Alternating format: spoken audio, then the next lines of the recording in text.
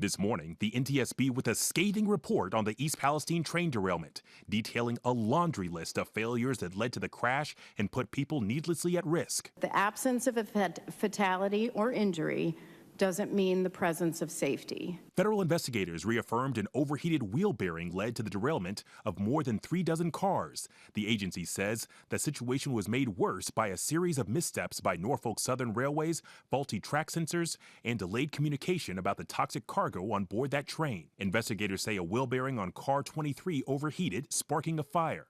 And a trackside sensor did not properly register the bearing's temperature and warn the crew, despite that wheel bearing being on fire for miles. How does a bearing that was on fire only read 103 degrees Fahrenheit over the Salem hot bearing detector? Another failure, according to the NTSB, happened when firefighters showed up to battle the blaze unprepared because the fire destroyed the train's hazardous chemical placards.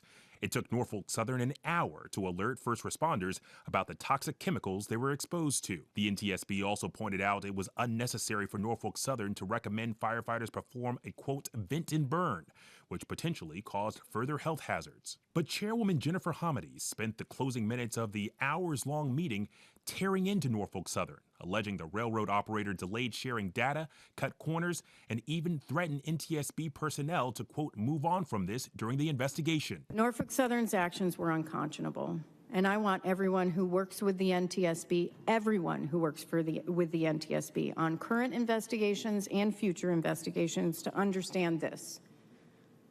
We are impervious to anything but the truth.